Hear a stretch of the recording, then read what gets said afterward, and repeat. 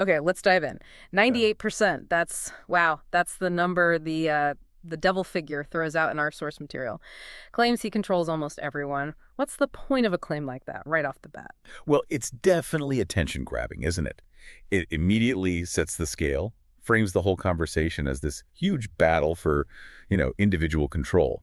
It tells you the odds seem stacked against you, which makes the idea of outwitting him seem even more crucial. Absolutely. And just so everyone's clear, for this deep dive, we're working from a transcript. It's from a YouTube video on the Inspiration Hills channel called Unleashing Your Inner Power, Outwitting the Devil with Napoleon Hill. Definitely, well, it's an unusual setup, an interview with the devil, Uh, supposedly. right. And however you want to interpret that devil metaphor, archetype, whatever the transcript itself, gives us this framework. It's about forces, internal, external, that kind of push us around, often without us even realizing it. Yeah, exactly. So our mission today, for you listening, is to look beyond maybe the theatrical side of it and pull out the core ideas about taking charge of your own mind. We're getting into self-reliance, fighting off negativity, and this concept the source calls drifting, what makes us just float along. And that really hits home today, doesn't it? With everyone coming at you, all the noise. How do you stay on your own path? This source, this transcript, it offers some, well, pretty interesting angles on that. And to help us navigate all this, we've got our expert here to kind of synthesize things and give us some context. So let's start there. This 98% claim. How does he supposedly manage that? How does he pull it off? Okay, so according to the text, his main trick is, it's actually quite subtle. He says he occupies the unused space in the human brain. Unused space, like empty mental real estate? Kind of, and Yeah. in that space, he's constantly planting negative thoughts. Think of like a garden, if you don't tend it, weeds just take over. Okay, so what kind of weeds are we talking about? What are his main tools for control? Fear. That's presented as a really big one. Fear of what, specifically? The transcript highlights fear of poverty and fear of death. Those seem to be the biggies. And the idea is he implants them so deeply that people think these fears are just naturally theirs. Yeah, that's unsettling. The idea your biggest anxieties might not even be yours originally. And it's not just those big existential fears, is it? He mentions habits, too. Exactly. Things like smoking, drinking. They're specifically called out as tools. Tools that weaken your willpower, cloud your thinking. And interestingly, it suggests one bad habit can kind of open the door for others. It snowballs. Yeah. Your self-control just diminishes. But wait, the source does talk about opposing forces, right? Like positive thoughts, love, hope. It does. So why aren't they winning out for more people if he only controls the unused space? Well, the way it's framed, just like those positive forces exist, definitely. But maybe they're less uh, aggressive, less persistent in the mind compared to the negativity he can keep feeding into that empty space. His focus is all about occupying mental territory. Okay. And then there's that really out there claim about where he gets his power. Something that when people die, Ah, yes. That part. The transcript says he gets power by basically absorbing the minds of people who die filled with fear. He claims like 98 out of 100 people come back to his side, adding their mental energy to his. wow. Yeah. So it becomes this self-feeding cycle, right? Yeah. It gives him a reason to keep people afraid their whole lives. Okay, that's a pretty intense picture of this influence. But then the conversation shifts. It introduces this key idea for escaping, drifting.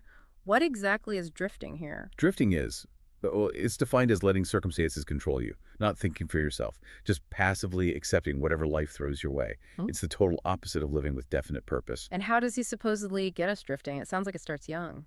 Very young, according to the text. He claims to start working even before we're born, influencing parents, maybe even through heredity.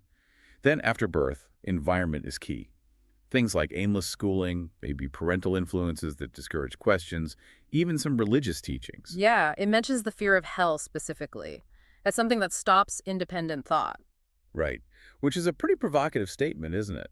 About institutions we usually see as guiding lights. It really is. The transcript's perspective is that these institutions, maybe unintentionally, can sometimes promote this lack of critical thinking, this reliance on others instead of yourself. And the consequences of drifting, why is it so bad? The main thing is vulnerability. If you're drifting, you're easily controlled, easily manipulated, you don't take ownership, procrastination, not reaching your potential. Those are seen as the direct results of just letting yourself drift. The transcript gives some pretty down-to-earth examples too, doesn't it? It's not just about big life stuff. Exactly. It mentions things like Poor eating habits, constant arguing in a marriage, taking the first job offered, spending without thinking, staying stuck in bad situations, letting negative thoughts just dominate. Mm. It really makes you think, where might you see some of that in your own life? Yeah, definitely. So, if drifting is the disease, what's the cure? The interview talks about the non-drifter. What makes someone a non-drifter? The non-drifter is presented as the total opposite. Someone who thinks for themselves, knows what they want, acts decisively, relies on their own judgment. They often end up inspiring others because they have that clarity, that self-mastery. And is that something you're just born with? Or can you become a non-drifter? Oh, the transcript is very clear on this. It's not about being born special. It's about making a conscious choice. A choice to actually use your mind. We all have the capacity, it says, but the non-drifter is the one who actively develops it. Okay, now here's where it gets really interesting. The devil himself apparently lays out principles for avoiding drifting, like a how-to guide from the enemy camp. 7 principles of self-mastery. Let's break those down. The first one seems foundational. It's about thinking. Exactly. Principle 1, do your own thinking on all occasions. It hammers home that independence of thought is your first line of defense. Don't just accept what you're told. Right, and the second principle builds on that. It's not just thinking, but thinking with a goal. Yes. Decide definitely what you want and create a plan for attaining it. Definiteness of purpose, knowing your target and being willing to work, maybe even sacrifice to hit it. The third one, that's about handling setbacks, right? Reframing failure. Spot on. Analyze temporary defeat for equivalent advantages. Basically, find the lesson in the loss. Every failure, it suggests, contains the seed of something beneficial if you look for it. Don't see it as final. Okay, number 4 switches focus a bit. It's about giving, not just getting. Render useful service equivalent to what you demand. It brings in this idea of value exchange. You need to contribute, provide something useful, if you expect to receive something in return. Makes sense. Then number 5 gets a little more esoteric, connecting to infinite intelligence. Yeah, recognize the brain as a receiver of infinite intelligence. The transcript doesn't spell it out, but you could interpret that in different ways. Maybe intuition, collective unconscious, Yeah. accessing creative flow. It's about tapping into something bigger than just your conscious reasoning. Interesting. Okay, number 6 is super practical. It's about time. Recognize time as a valuable asset and budget it. Simple but powerful. Be intentional with your time. Don't just let it slip away. Allocate it to what matters. And the 7th principle loops back to that big weapon we talked about earlier, fear. Right. Recognize fear as a filler and replace it with faith. Fear takes up mental space, right? So the solution offered is to consciously kick it out and fill that space with belief, with positive expectation, with faith in your purpose. And there were a couple of other related points tucked in there too. Something about prayer and life being a taskmaster. Yes, praying by demanding or affirming, not begging. And seeing life itself as a teacher, something you need to take control of. Plus, that core idea, your dominant thoughts attract their physical equivalent. What you focus on, you tend to create. And the devil's quick summary was just, be definite. Be definite in everything. That seems to be the underlying thread. Okay, now the transcript brings up another concept, hypnotic rhythm. What's that about? Sounds a bit mystical. It's presented as a natural law, actually. The law by which habits through repetition become permanent, fixed. Think about walking the same path in the grass over and over. Eventually becomes a well-worn track, easy to follow almost without thinking. That's hypnotic rhythm for your thoughts and actions. Okay, so how does the devil use that? It seems linked to drifting. Very closely linked. By getting you to drift, to not pay attention, he lets negative thoughts and habits repeat over and over. Then, through hypnotic rhythm, those negative patterns become automatic, deeply ingrained. It creates this downward spiral, this whirlpool of control, as the text calls it. So how do we stop that? Avoid the whirlpool? It comes back to conscious control. You have to actively manage your thoughts, choose your actions. If you don't let the negative patterns take root and repeat, they can't become fixed by hypnotic rhythm. And crucially, it works for positive thoughts too. You can intentionally build positive habits the same way. Fascinating. And then the transcript takes these ideas and looks at society. The devil apparently really dislikes the United States. Yeah, his issue, according to the source, is the Declaration of Independence, the whole idea of independent thought it represents. He sees that as a direct threat to his control over minds. And he prefers dictatorships. Why? He argues they work best where people are already used to drifting. A population that doesn't think for itself is easier to manage. And dictatorships just centralize that control. That's his view anyway. The role of propaganda comes up too. Very relevant. Oh, yeah. Highlighted as a key tool for mass mind control. Planting ideas, shaping beliefs on a huge scale.